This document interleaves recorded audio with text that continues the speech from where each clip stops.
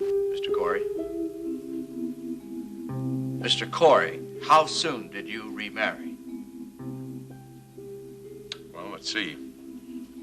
I think Rachel and I were remarried within a month after I left the hospital. That's a guess. All right, a month is close enough. Now, at the time you remarried, had you completely recovered from the effects of the drug that the late Mrs. Corey had been administering to you? Yes, so far as I know. Mr. Corey, when you were in the hospital, did you discuss the effects of the drug with your doctor? No, I wasn't particularly interested. I was just very grateful to be alive at all. After you read Harry Must Die, did you look into the effects of the drug, its long-lasting properties, or any delayed reactions? Well, no, I didn't make any study of the drug or anything like that. I do know that. You do know what? Well, I know that I had recovered from some of the effects of the drug when I left the hospital. From some of the effects of the drug? Brian, stop him. For God's sake, stop him.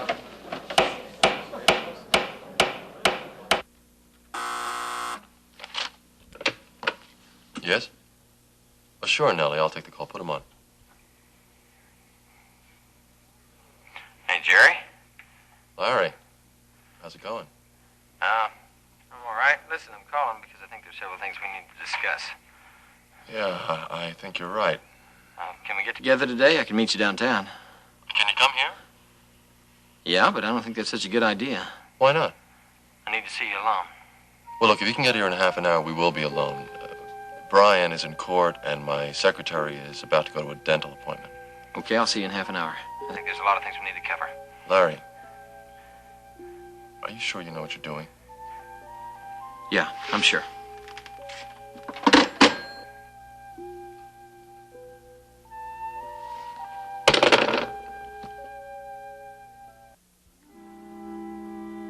What's going on?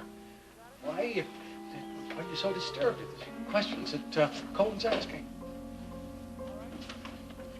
It's too late.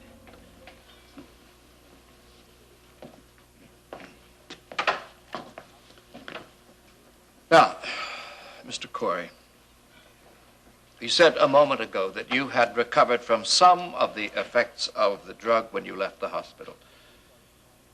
Yes, that's right. Yes, what specific symptoms did you continue to experience upon returning home?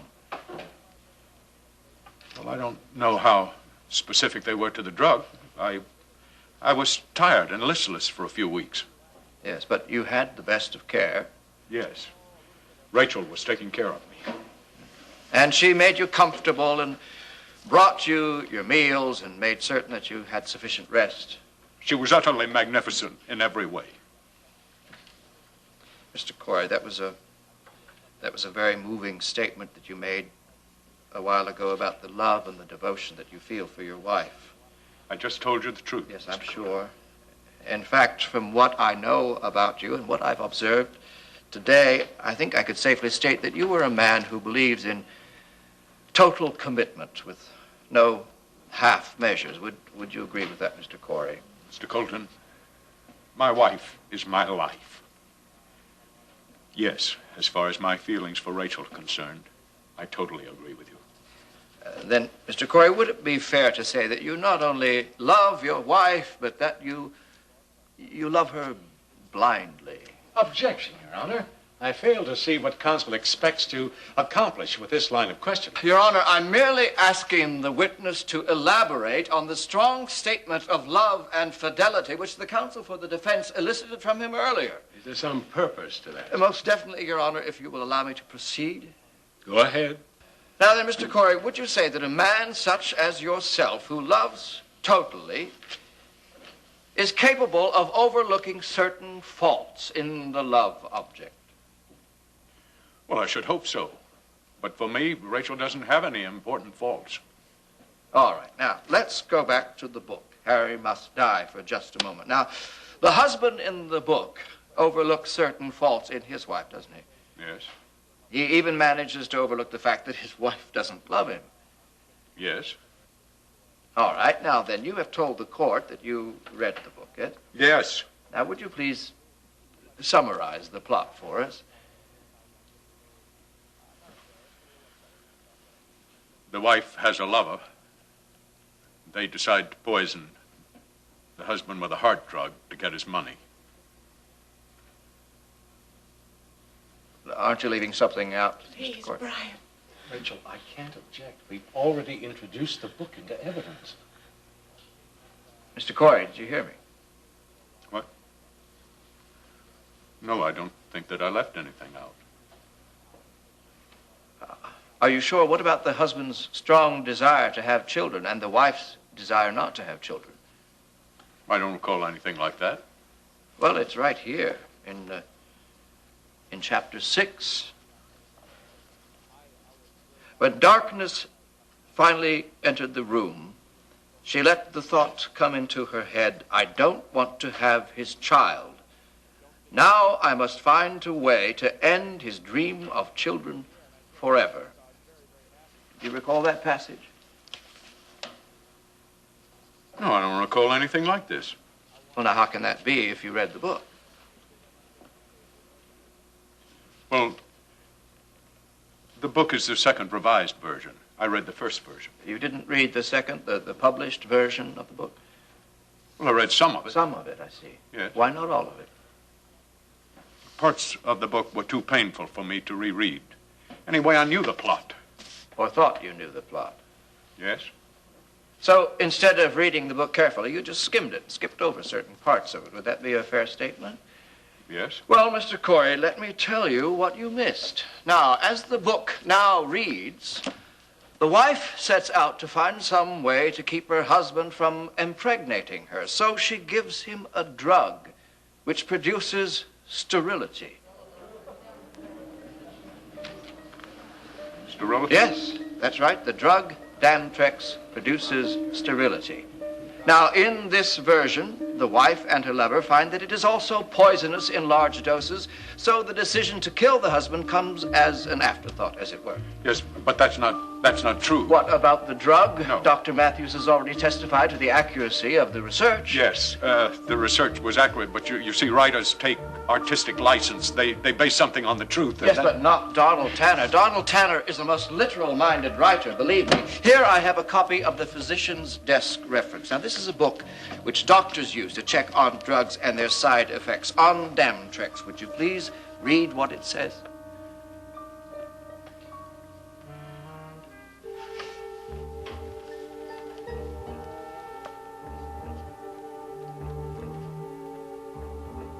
Damtrex.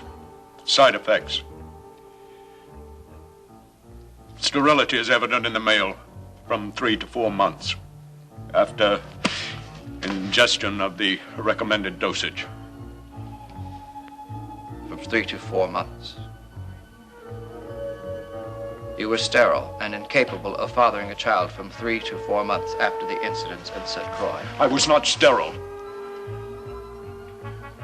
It's not true because Rachel became pregnant. When did Rachel become pregnant? After you left the hospital?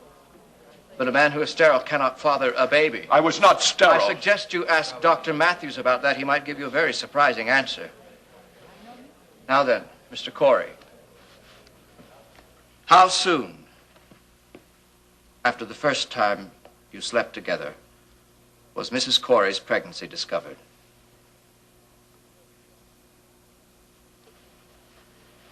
Your Honor, would you instruct the witness to answer the question, please?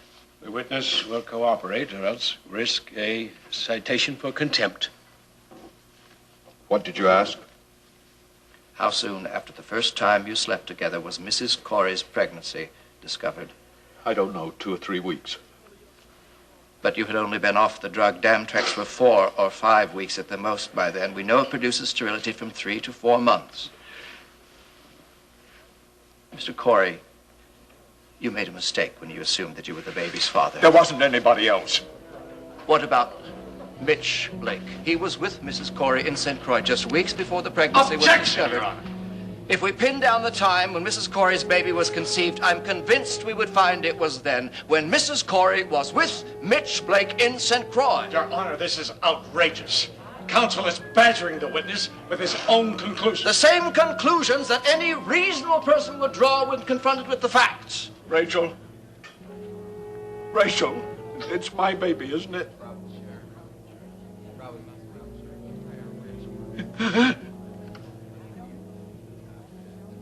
It's not Mitch's, is it, Rachel? The witness will be seated at once. Rachel!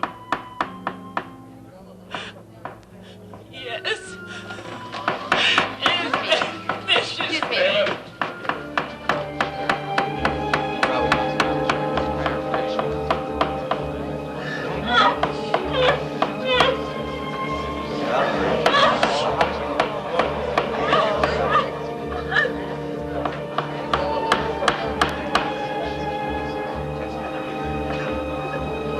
Your Honor, I have no more questions. Witness, step down.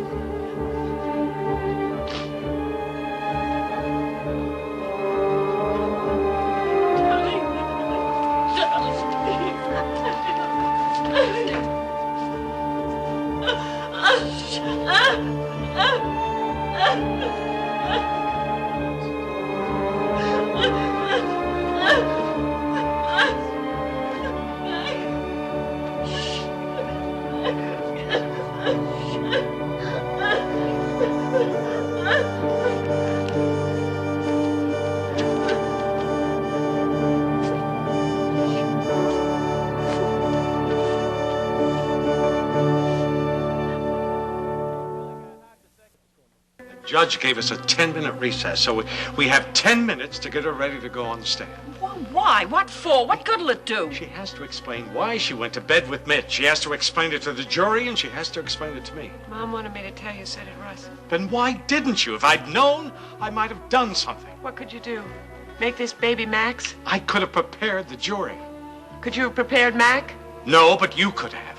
Could have. Brian, everything I did because I had to. Don't you understand that? I don't understand why you lied. I lied to protect Mac, to save Mac, and the truth would have destroyed him. You're wrong, Rachel. Mac's strong enough to deal with the truth.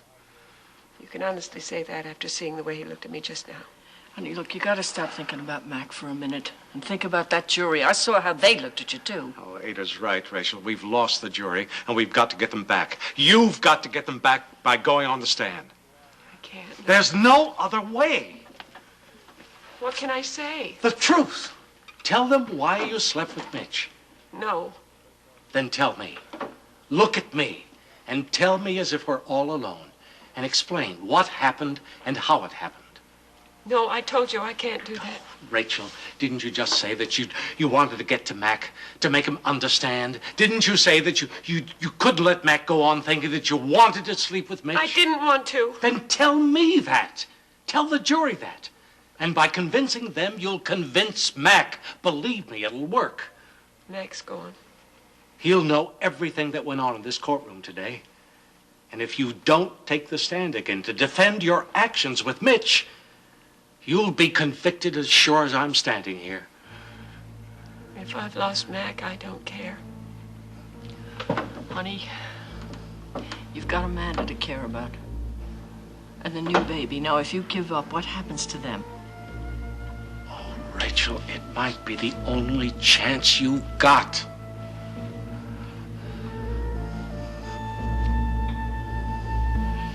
Oh, I could come back later. Oh, no, come in. No, come as a in. matter of fact, I'm the one who should be leaving. I have a fitting in 15 minutes. I just stopped by to tell Russ about my appointment with Dr. Collier. Yeah. No, but Dr. Collier is an obstetrician. Are you pregnant? No, I'm not pregnant. But he assures me it's just a matter of time. Why don't you have a seat, Livy, while I walk Tracy to the elevator? Well, Huh? before I'll you be go, right I back. want to ask you both to dinner at my place. Oh, you've had an apartment. I haven't signed the lease yet, but it's almost sure by the end of the week. When do you think you'll move in? By the end of next week. And I want you both to come to a little housewarming. Well, that sounds terrific. What do you think, Trace? I'd love to, except I'm going to be on the road part of next week. Oh, well, then we'll wait till she gets back. No. I don't want you to act like a hermit just because I'm out of town. Oh, but honey, now, wait a minute. You forget what happens when Livy and I get together, huh? Oh, yeah? Sounds dangerous. I mean, what happens? Well, we tend to forget that we're in the hospital or we're not in the hospital. Oh, well, in that case, you definitely should get together and talk about little veins and arteries to your heart's content. Heart's content. Get it? Get it? I don't believe you said that. That's the worst pun I ever heard. I'm definitely leaving while I'm in line. Say goodnight, Jersey. Listen, I'm going to try to make it before the end of the second show. If I'm not there right at the moment, wait for me. Will you just be a little late? I'll think about it. Yeah, you can. Bye, Livy. Bye-bye. Oh, boy. Oh, I'm very glad you stopped by, Livy. I wanted to tell you, Mr. Carmichael, Adam Carmichael, is coming in from Tucson tomorrow. Tracy is really a remarkable woman. Well, what do you expect? She's married to a remarkable man. Isn't what I'm saying? Look, I mean, I could never manage a home, a marriage, a career, and possibly children, and she seems eager for that extra responsibility. Uh-huh. Well, let me tell you something. If anybody can do it, Tracy can do it. I'm sure. Well,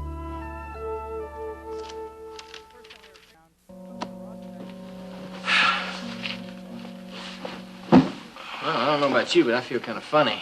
Here we are having our first secret meeting like a couple of spies or something. Reminds me of the days when we worked undercover on the narc squad. Yeah, but this is different. I'll be living my whole life undercover now. Yeah, Captain Petroni told me something about that. He tell you about our meetings? A little bit. Well, I thought he was trying to discourage me at first by telling me how people would look at me when they suspect I'm on the take. He ought to know, Larry. He's been around it long enough. Yeah, he told me how differently Clarice's going to look at me, too. I don't know if I could live that way. I don't know if I can either, but I'm going to give it a try. What made you decide to do this? Jordan Scott. I know, but why? Because he's living with Blaine? No, that's personal. You trying to tell me you're not doing this for personal reasons? I like to think I'm not. Okay. Then what are your reasons? Well, I was over at the suite one day talking to Blaine, and he made some crack about liking some cops. Like the ones that can be bought, you know? You think he was about to make a come on to you? No, but I think he would have if I'd have given any kind of signal that I was for sale. What did you do? I got mad. And then later on, I started thinking about it. I thought, well, if I'm not on Jordan's payroll, he's going to find some cop who can be bought. So you figured it would be better if he found you first? Yeah. So I told Captain Petroni what my plans were, and he said they just happened to work right in with an idea he and the commissioner had. Well, it's no secret. They'd like to shut the arena down. Okay, I told you my reasons. Now why are you sticking your neck out? You know I'm a cop at heart. How could I resist? You might have sold that to Petroni, but you're not going to sell it to me. You're working in a completely different direction, Jerry. I mean, if this backfires, it could mean your job, your career, everything. All right, I do have another reason. Look, this is strictly between you and me. Yeah. There's no way I can back this up, but I'm pretty certain that my mother's life has been threatened. What does Margot have to do with this? Well, she knew Jordan in Las Vegas. And now she's a friend of Blaine's here. Or at least she was until Jordan put a stop to it.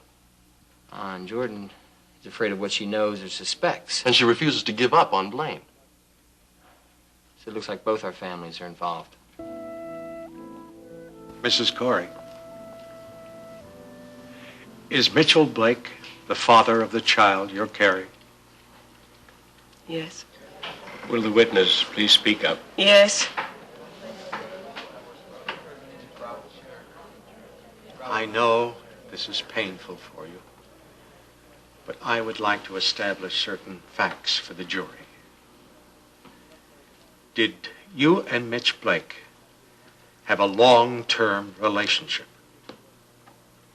We were only together for one night in St. Croix. You did not have a physical relationship before you went to St. Croix? No. Did you have a physical relationship after you left St. Croix? No.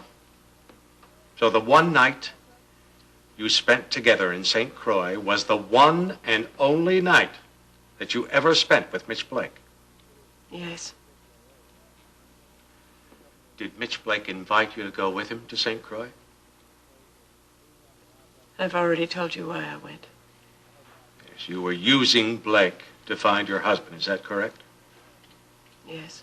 And to allay his suspicions, you were forced to pretend a romantic relationship with him. Yes. Now, were you frightened of Mitch Blake during this period of time? I was terrified. Did he make it clear that he wanted to sleep with you? Yes. He had made that clear in Bay City. But I'd always been able to keep him at arm's length. But once you got down to St. Croix, with Mitch Blake as your only pretext for being there, you had difficulty in fending him off. Now, would that be an accurate statement? Your Honor, objection. We're all eager to hear the witness's explanation for this turn of events, but counsel seems to be putting words in her mouth. Your Honor, this has been very difficult for Mrs. Corey. You may continue, but be certain you do not lead the witness. Yes, Your Honor. Mrs. Corey, did you love Mitch Blake? No. Never. Did you want to sleep with Mitch Blake? I did not. Yet you slept with him. Why? I'd been in St. Croix a whole day. I still had no idea of where Mac was. I was sure Mitch knew, and at some point he would contact Janice. Go on. I felt like I was running out of time. And if I didn't find Mac soon, he would be dead.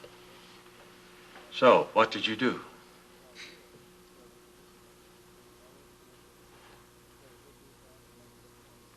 He asked me to come up to his room. I agreed. I felt I would be able to find some clue up there. Some clue that would help me find out where Mac was. What kind of clue? A phone number, an address, anything. Did you find anything of that kind? No. But you stayed anyway. I felt I had to. I felt if I didn't stay, I would be throwing away my last chance to find Mac.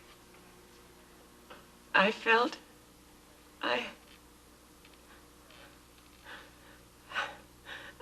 I had to stay with Mitch. You were afraid that if you didn't stay with Mitch, he would go to Mac and Janice's sometime during the night to hasten his death? Yes. That's what I was afraid of. Now, was it necessary to sleep with Mitch Blake in order to stay there with him all night? Yes. There was no other way. If there had been any other way, I never would have let him touch me.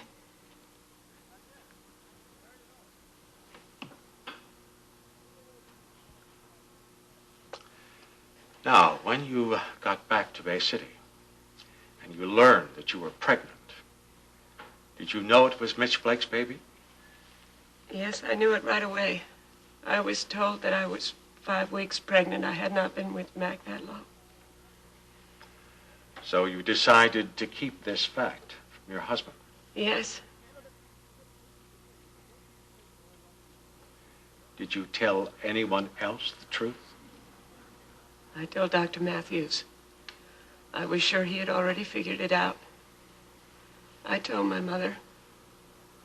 And I told my stepfather. And they told me to tell Mac.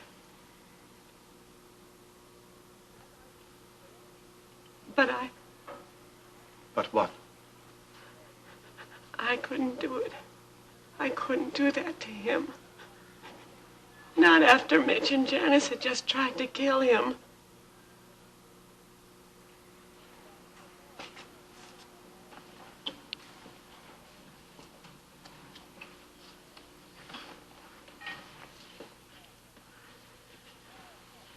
So you kept your secret for the sake of your husband. And for the baby. I wanted the baby to have everything that Mac and I could give it. If the truth hadn't come out, it would have been our baby. It wasn't the baby's fault. The baby is innocent. I wanted it to be Mac's baby. I wanted him to love it as though it were his child.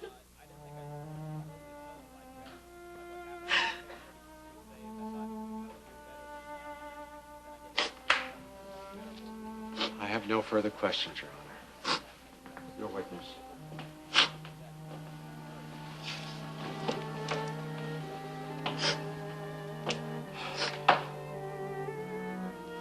Your Honor, I have no questions. You may step down.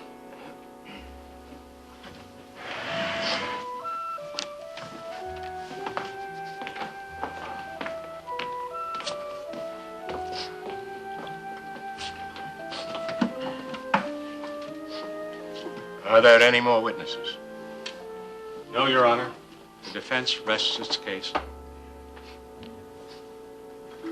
Is the prosecution ready with its final arguments to the jury?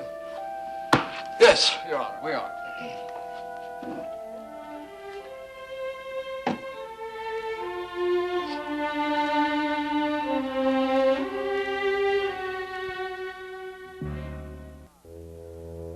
Ladies and gentlemen of the jury, I can only say that this has been one of the more distasteful and unpleasant tasks that I've had to perform in my public life.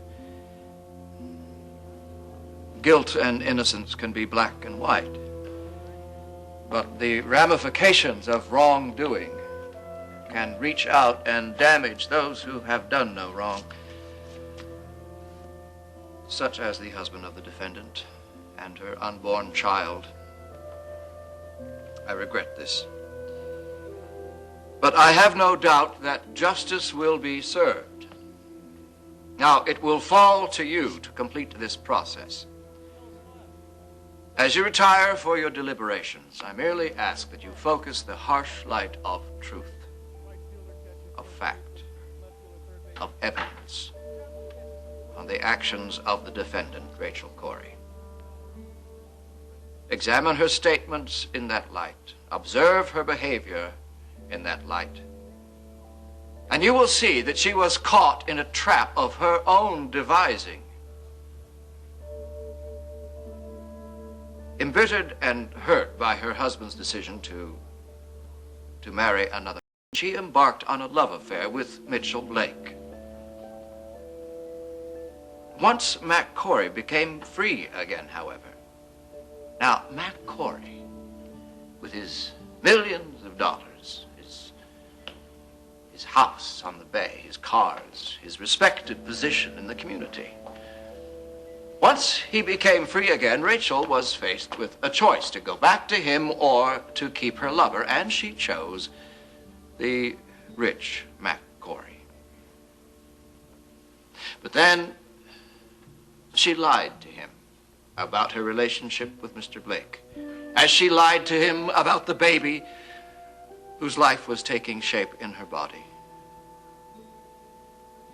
Now, Mitchell Blake, as many witnesses have told us here, was a very unpredictable, a volatile, a very complicated man. He refused to accept Rachel's decision. He threatened to reveal the truth about their relationship, about the baby. And in desperation, Rachel Corey shot and killed him.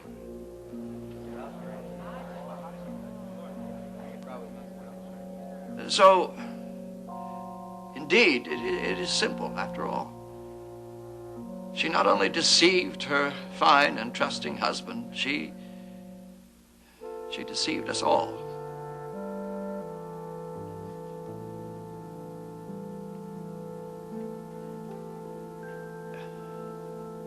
Your Honor, I don't think there's anything more for me to say.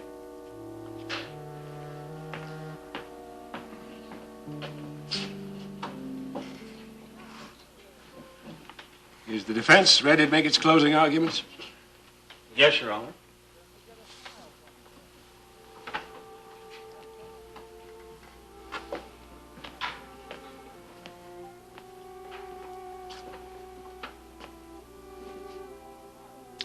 As the district attorney says, let us examine the facts.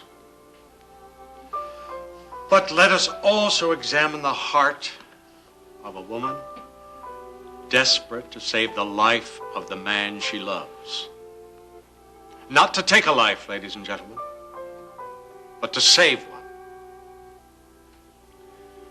Now, how can a person's love be proved? We have only to look at the fabric and texture of Rachel Corey's life with Mac Corey to know that she did indeed love him, and does.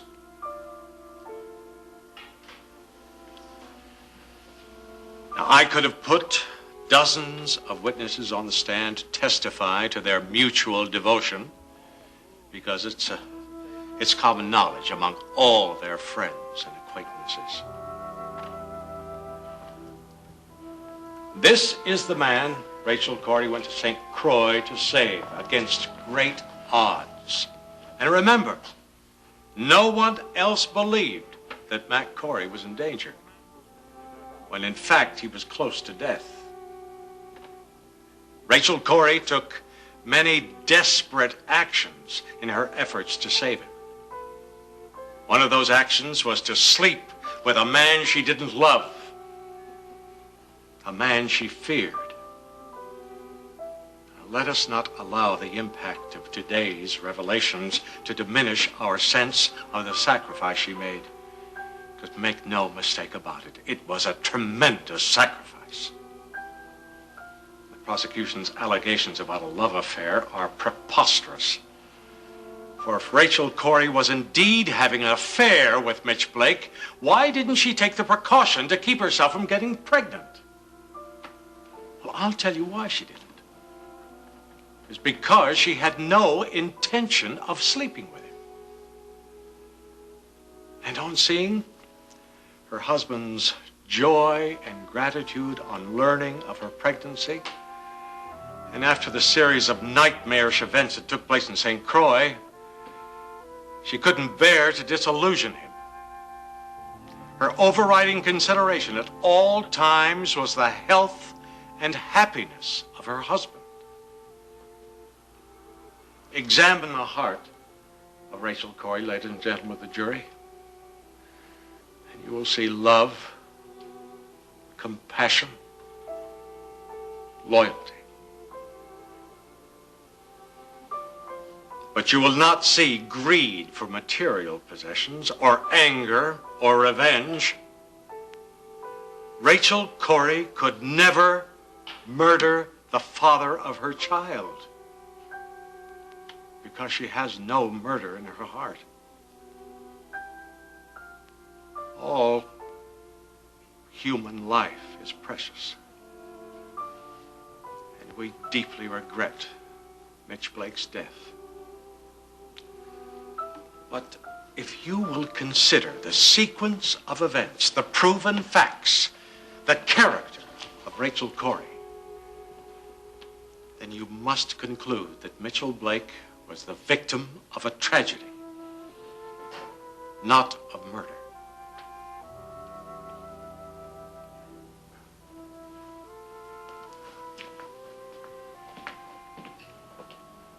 And now, ladies and gentlemen of the jury, you will hear my instructions before retiring for your deliberations.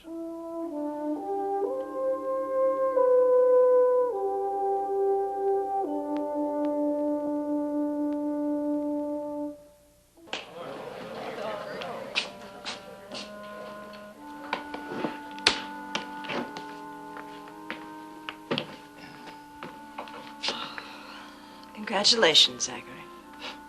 Well, the jury's just gone out. They'll congratulate me yet. You certainly have an air of confidence about you. Do I? How long have you known that was the bombshell you were going to drop? Long enough for me to build my case around it now. I have some information for you, if you're interested. About the case? No, about Mac. What is it? When he left the courtroom earlier, I got word to a patrol car to have him followed. Why? He just went home, didn't he? No, he didn't.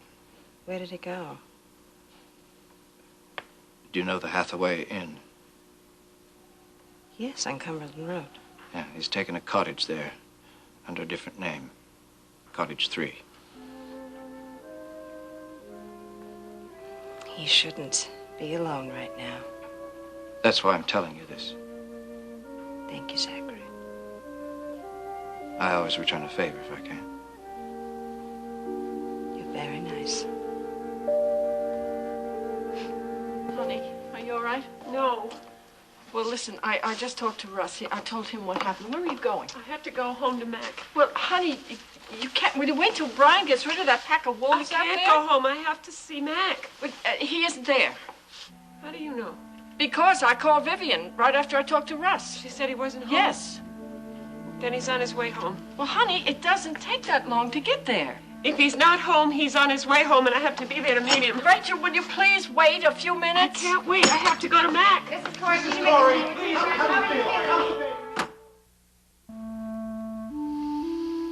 mean, I can't believe it. It never occurred to me that it could be Mitch's baby. And then for Mac to find out the way he did. Oh, honey, Mac will understand, won't he? I mean, he must know that Rachel never loved Mitch. Look, after the shock that he has been through, there's no telling what he knows. I just can't believe that they won't work things out. I don't want to sound pessimistic, but it does not look good. Honey, they were so happy together. No, Mac was happy. For several months now, there's always been a dark side to Rachel's happiness. You know, now that I think about it, when we talked about the baby, I kind of sensed something. It was like she was always worried and tense. She was afraid of losing Mac. So she kept it to herself all these months. Why didn't she tell Mac right away? Ada and I begged her to over and over again. So you knew all the time, didn't you? Yes, we tried to convince her. She just wouldn't listen. So what happens now? You recall what Ada said that Rachel wanted to have done with the baby? That she wanted you and I to take it if something went wrong? Yeah. Oh, but Russ, I mean, people say things they don't really mean when they're under that kind of pressure. Yeah, honey, that's true. But I know Rachel. I'm sure she's thought long and hard about this. No, she means it all right. She wants us to take that baby.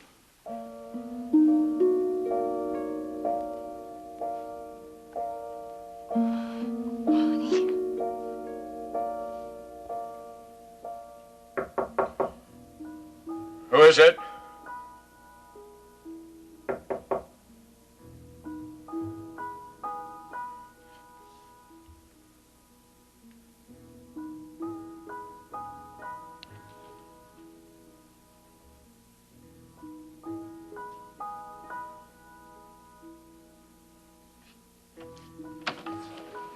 Hello, Mac. How did you know where I was? It doesn't matter. I just had to see you. I can't talk now, Miranda. No, I know you can't. I'm not here to talk, Mac. I'm here to find out how you are. And to tell you that I am here when you need me. Thank you, Miranda. Do you have everything you need? Yeah. Do you have any food? No. All right, I will call the restaurant and have them deliver something later. The fire is laid. Do you want me to light it?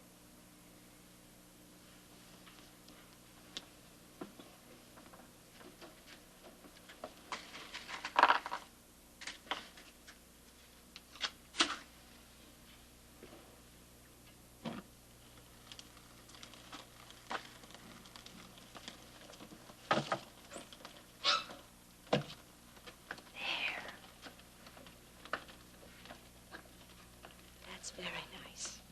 Come and sit down here. It's going to make you feel a little better. Miranda, I'm sorry. Don't be sorry, dear, dear Mac. You have nothing to be sorry for. This is not a social call. I'm only staying a few minutes. I want to comfort you. Right now, I just don't think there's any comfort anywhere for me, Miranda. There's comfort inside you. All I can feel there is pain. Then face the pain. Someone once told me that there comes a time when you just have to hold very still and let it hurt. That's what you have to do now. You have to let it hurt. And believe me, Mac, I know the hurt. I had a similar experience with my late husband. It wasn't as bad as this, but it helps me understand what you're going through. It seems like everything's in bits and pieces. Nothing's whole. The world is whole, Mac, and it'll be there when you want to go back to it, and I will be too. Thank you, Miranda. You have my number, and I want you to call me if you need me. I think I just need to be alone. Yes, you do, but you also need to know that you're not alone. I'll be back whether you call me or not. And Mac, I promise I will not let anyone know where you are. Thank you, Miranda. Please don't tell anybody.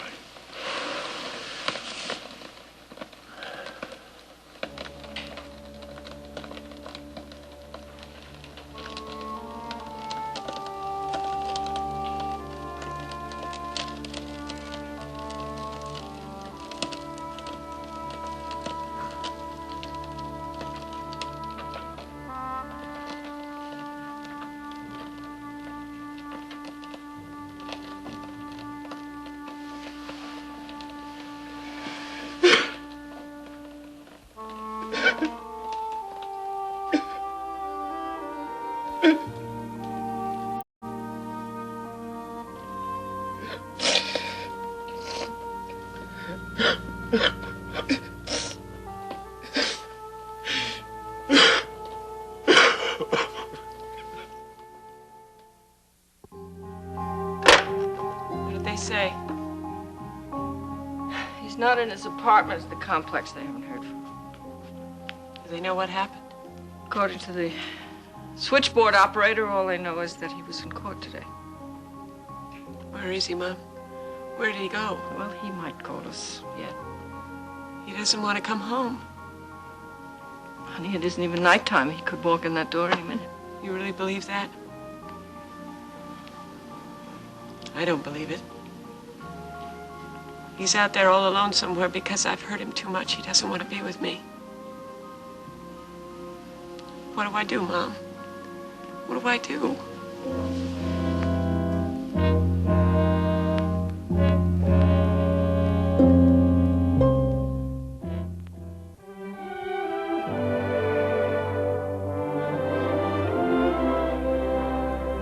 Join us each weekday at this time for the continuing story of Another World.